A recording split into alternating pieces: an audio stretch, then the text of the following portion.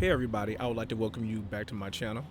Today I'm doing a video outside of Starbucks in California. The reason why I'm in California is I'm visiting friends and family, but my uncle and we were talking. And the area where he grew up, and even me a little bit, used to be all black. I mean, like 100% black. And as the years went by, especially around about 2010, it's almost all Hispanic now. And it was such a dramatic change. Like when I was there, you may have had one Hispanic on our block, no whites, no Asians, just maybe one Hispanic. And now you may have a few blacks. So this got me to thinking about the idea of separation in the Torah, which is not about race, and that's how people usually think of it as. It's about beliefs, values, and living in a manner that's dedicated to God.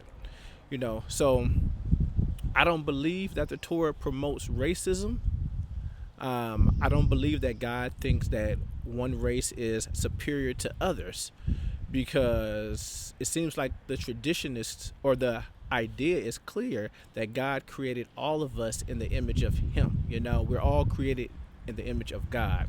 So it seems like the separation in Torah talks about holiness, being set apart from other people and other nations for a purpose, to be an example, not to just talk down on others. But over and over, we see God telling His people in Israel to separate themselves from other people. If you act like them, eventually, or if you're around them, eventually you're going to be just like them. Eventually you're going to take on their ways. Then you're going to take on their traditions, and then you're going to take on their gods. He says that if you are like them, then they're going to turn you away from me. And He's talking about Himself. For example, in Leviticus, it says, "You shall be holy for me, for I am holy. And I have separated you from the peoples to be mine."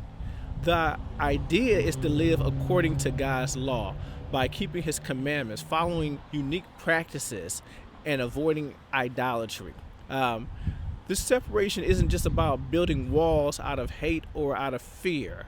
It's about creating boundaries that help us stay focused on what matters, and that's serving God, that's living ethically, and not being swept up in the practices or beliefs that pull us away from our mission, which is fear God and keeping His commandments.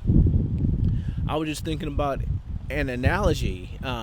Track athletes training for the Olympics, they have a strict diet, they have a strict routine, and sometimes they have to be set apart from their families while they're training.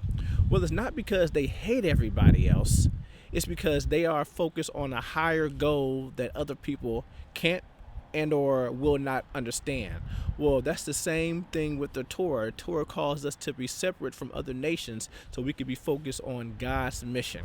And that includes things like the dietary laws, eating kosher, being a daily reminder of our unique values.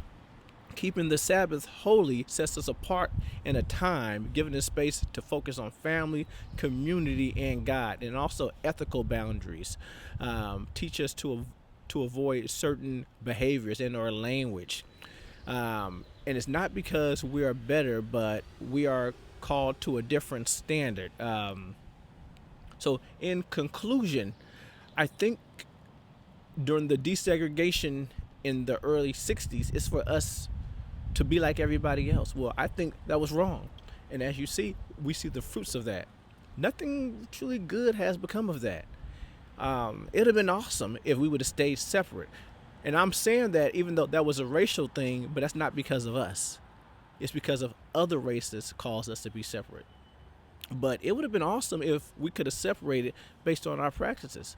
I love it if we can be around Hispanics or whites. And if we can maintain the same standard, God's standard, not our own. So anyway, thank you for your time. Have a great day. Please like, share, and subscribe.